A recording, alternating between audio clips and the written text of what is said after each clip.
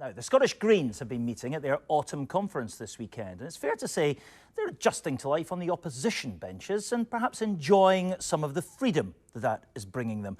Their co-leader, Lorna Slater, is here with me in the studio. Morning to you. Good morning. It's your party conference, as you say. The gloves have come off at this whole thing. You're swinging punches all over the place. On the Scottish budget, you've effectively said to the Scottish Government, you've got to sit down and dance to our tune, otherwise you're going to be in a lot of trouble. Let me put it to you, though, that you always say this kind of thing, and they're far better at scrapping than you are, because for the last 8 years, you've passed every single one of their budgets. We do have a history before that, of course, of voting against Scottish Government budgets. The SNP need to know that they cannot take Green votes for granted.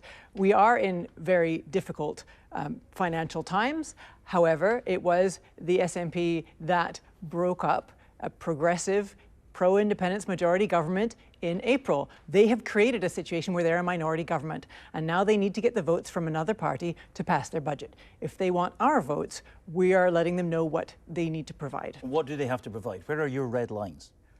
What we're asking for in this budget it's nothing new. It's not new to the SNP. As you say, we've worked with them on many budgets before.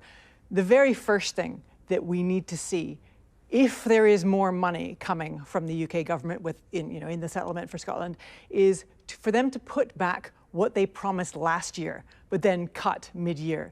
Things like free bus travel for asylum seekers, that full rollout of school meals for primary school children, putting back the money into the Nature Restoration Fund. That's the first piece of it.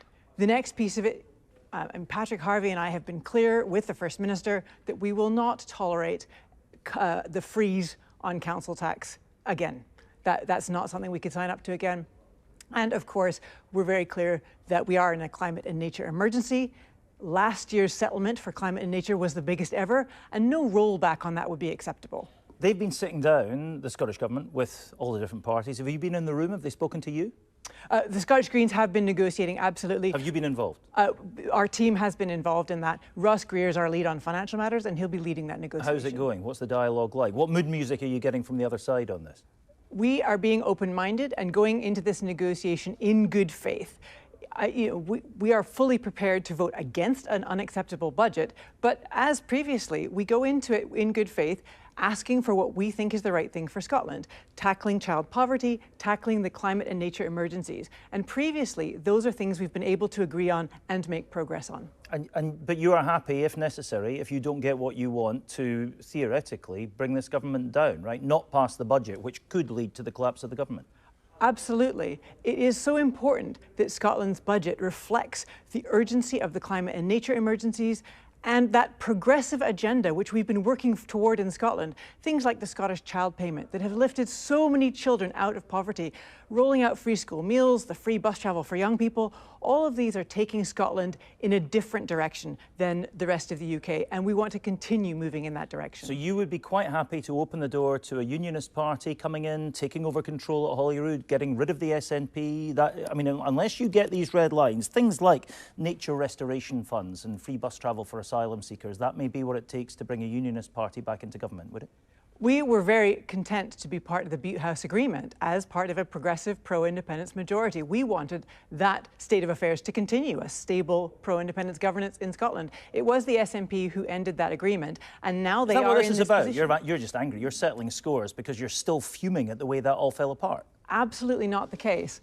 We will continue to work for things that are important to the Scottish Greens, whether we're in government or whether we're in opposition. Right. And protection of funding for nature, protection of funding for councils, all of these things are important to the Scottish Greens, and of course we're going to negotiate for them when we can. The National Care Service has been on the agenda for the last 4 years, since you joined government.